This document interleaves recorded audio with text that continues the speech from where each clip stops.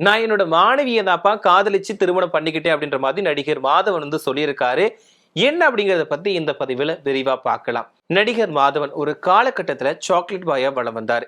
இவர வந்து பிடிக்காதவங்க யாருமே இருக்க மாட்டாங்க அப்படின்னு தான் சொல்லணும். அந்த டைம்ல எல்லாரோட கனவு கண்ணனா வலம் வந்தாரு. அந்த அளவுக்கு ஒரு சாக்லேட் பாயா தான் இருந்தாரு. ஆனா கொஞ்ச நாளைக்கு அப்புறம் படங்கள்ல நடிக்கிறதுல இருந்து ஒதுங்கி இருந்தாரு. இப்ப மறுபடியுமே படங்கள் நடிக்க ஆரம்பிச்சுட்டாரு.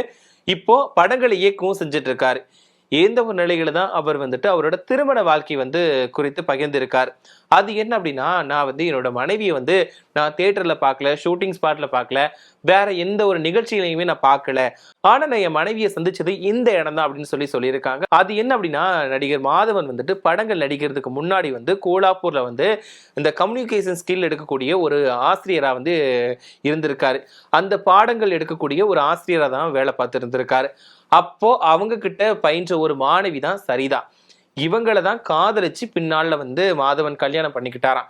அதாவது என் மாணவிய தான்ப்பா நான் வந்து காதலிச்சு திருமணம் பண்ணிக்கிட்டேன் அப்படின்ற மாதிரி மாதவன் வந்து சொல்லியிருக்காரு. இதுதான் ரொம்பவே வைரலா மாறியிருக்கு. அது மட்டும் இல்லாம நான் வந்து பார்ட்டியில பார்க்கல, வேற ஷூட்டிங் ஸ்பாட்ல பார்க்கல, வேற எந்த நிகழ்ச்சியும் என்னோட மனைவிய பார்க்கல. நான் என்னோட மனைவிய முதல்ல பார்த்த இடம் என்னோட கிளாஸ் ரூம் அப்படின்னு சொல்லிட்டு அவர் அந்த விஷயத்த பகிர்ந்திருக்காரு.